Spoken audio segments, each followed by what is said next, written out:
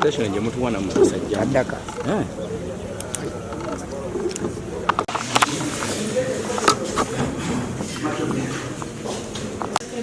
Upholding one's right to personal liberty. This is especially the product of the presumption of innocence as protected under the right to his or her freedom and necessary for us here and punishment where they have not been. When the war started in fighting Israel, the process was halted and I have not yet repossessed my passport. Not Israel, the embassy. The embassy, the process of process. The proof that you posted your passport at the embassy. The proof? Yes. Which date specifically were you supposed to travel? I was supposed to travel on 19th of June. You were brought to court of that. That means the visa was already denied. And you would have received back your passport by then. The agency, I trusted my agency because we are just put on hold of the program that we shall reprocess as per the ban could be lifted to allow more travels to Israel. Passport for the 29th of July, the next hearing date without fail. Because if you fail, your day will be cancelled and you will be remanded back.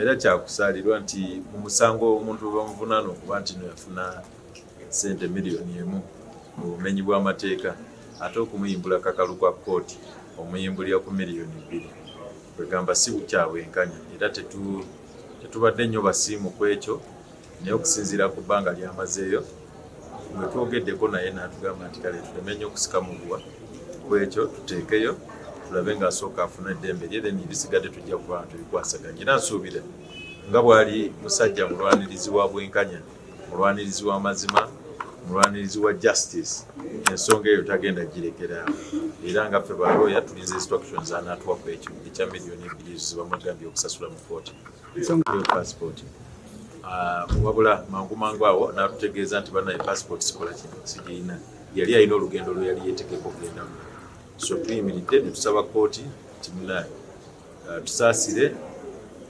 omuntu waffe client waffe passport yalinako yali yagiteeka okusaba visa era kooti netuwuliriza nekkaanya naffe negamba nti oke katumute agende alabe nga passport ye yagifuna yonna gye yagiteeka agireete mu kooti obutasukanga ennaku z'omwezi 29.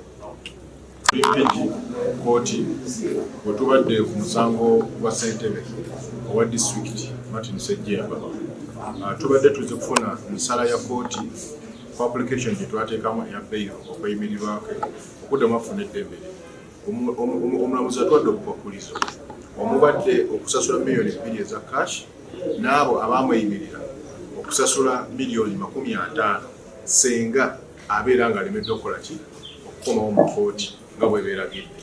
Omulamuzi ataddemu akakwakkulizo akamativu nga client okudipositinga passport ye mu kkooti kitutawaanyizaamu olw'ensonga passport ye tagiina era ategeezezza kkooti nti nno yagiwaayo ku embassy ya Israel okulaba nti nno atambula bikyamutawaanyiza.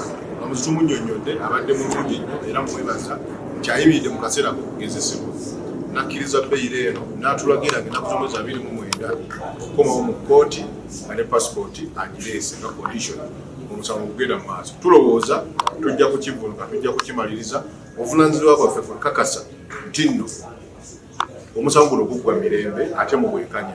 State erina obuvunaanyizibwa okutuwa empapula zonna ezivunaana Ssejjemba Martin tuzeekenneenye twetereeze zaabike emipiira.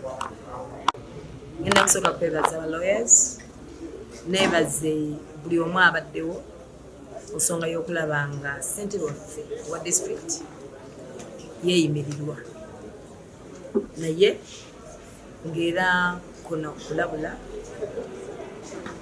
betulowooza okuba nti abadde baleese obutale bwenkanya buno omuntu n'alwayo nnyo nga tafunye beyiri naye ne beyiri eno okuba nga tugenda kubeerawo nnyo tulondoolwe obwenkanya buveeyo tiwabeerawo ebijweteke ebibadde mu kino okuba nga erinnya ly'omukulembeze eryononebwa ekyo tujja kunnyonnyola abantu lwaki kino kyabaddewo okusinziira kubigenda kutambula kubanga akaddeko ebyobufuzi katuuse tetulina okulowooza nti obaoliawo omuntu lw'okuba edda abantu baali bamanyi nti buli gwe bakwata abamubbi buli gwe basiba kiba kizibu kinene.